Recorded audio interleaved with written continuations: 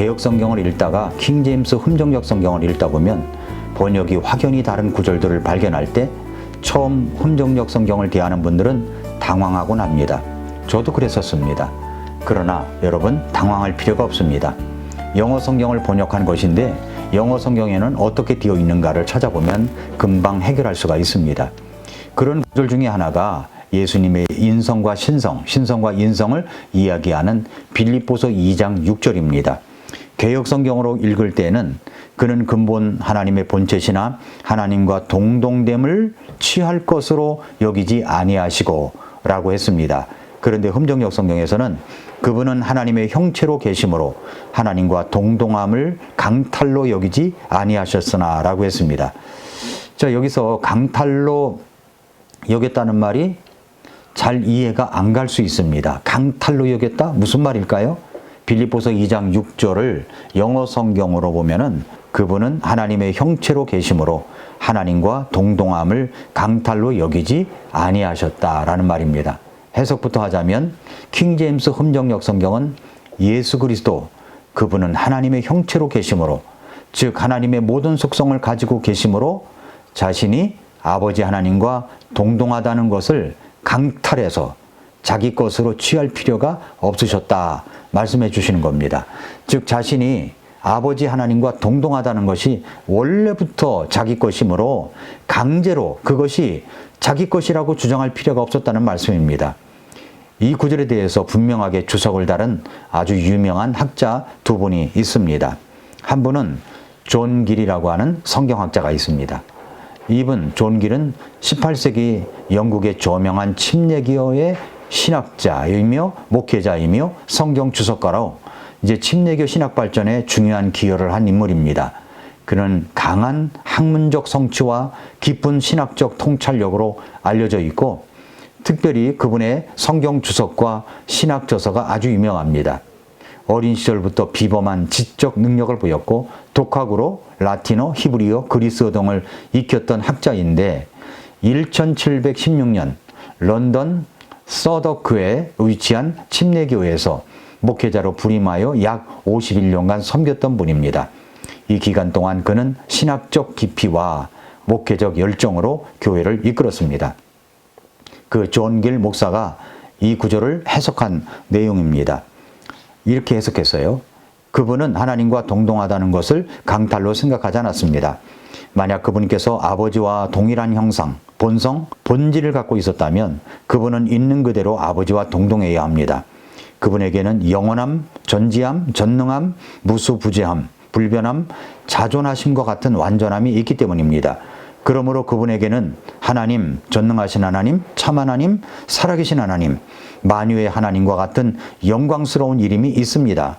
여호와 영광의 주, 동일한 창조와 섭리의 업적이 그분에게 돌아가고 동일한 예배와 경의와 영광이 그분에게 주어집니다. 하면서 이렇게 이제 빌립보서 2장 6절에 대한 설명을 해놨습니다. 이게 이제 존 길이라고 하는 성경학자의 해석입니다. 매튜 헨리라고 하는 유명한 성경학자가 있습니다. 매튜 헨리는 17세기, 18세기 아주 영국의 유명한 목회자이자 성경 주석가로 그의 성경 주석은 오늘날까지도 아주 사랑받는 고전적인 신학 자료 중 하나입니다. 매튜 헨리는 그의 탁월한 해석과 그리고 경건한 통찰력으로 성경을 해설하여 개인 묵상과 설교 준비를 하는데 크게 기여한 인물입니다. 빌립보서 2장 6절을 매튜 헨리가 주석한 내용은 이렇습니다. 그분께서는 하나님과 동동함을 강탈, 강도 행위로 여기지 아니하시고 그 일이 자신에게 속하지 않은 것을 침해하거나 다른 사람의 권리를 취하는 것이라고 생각하지 않았습니다. 그분께서는 나와 내 아버지는 하나이니라 라고 말씀하셨습니다. 단순한 인간이나 단순한 창조물이 하나님과 동동하다고 주장하거나 자신이 아버지와 하나라고 공언하는 것은 가장 높은 수준의 강탈, 강도 행위입니다. 이것은 사람이 11조와 헌금에 있어서가 아니라 하나님의 신성의 권리를 도적질하는 것입니다. 그분께서 하나님의 형체로 계신다는 말은 하나님과 동동하다는 말입니다. 이렇게 이제 해설을 해놨습니다. 여러분 한번 빌립보서 2장 5절부터 8절을 같이 한번 읽어 보겠습니다. 너희 안에 이 생각을 품으라. 그것은 그리스도 예수님 안에도 있던 생각이니라. 그분께서는 하나님의 형체로 계심으로 하나님과 동등함을 강탈로 여기지 아니하셨으나 스스로 무명한 자가 되사 자기 위에 종의 형체를 취하시고 사람들의 모습이 되셨으며 사람의 모양으로 나타나사 자기를 낮추시고 죽기까지 곧 십자가로 인해 죽기까지 순종하셨느니라 라고 했습니다. 자, 여기서 6절을 NIV도 킹제임스 성경과 거의 비슷한 생각을 보여주는 그런 구절로 번역을 했습니다. 이 말씀은 그분은 하나님의 본성, 바로 그 자체로 계심으로 하나님과 동등함을 자기 손으로 움켜쥐려 하지 않았다라고 이제 그렇게 기록되어 있습니다. 그러니까 NIV도 예수 그리스도께서 하나님이심으로 아버지 하나님과 동등하다는 것을 자기 힘으로 움켜쥐려 하지 않았다고 말씀하고 움켜쥐려 하지 않았다고 하고 있습니다. 강탈이라고 했으면 더 확실하겠지만 이 정도만 해도 NIV 뜻이 킹제임스 성경과 비슷하다고 느낄 것입니다. 저명한 성경학자들 그리고 원어도 잘하는 분들의 생각을 읽어보니까 하나님의 동등함을 강탈로 여기지 아니하셨다. 이 말씀이 이해가 가지 않습니까? 강도처럼 억지로 하나님의 동등함을 취하려고 하지 아니하셨다는 말씀입니다.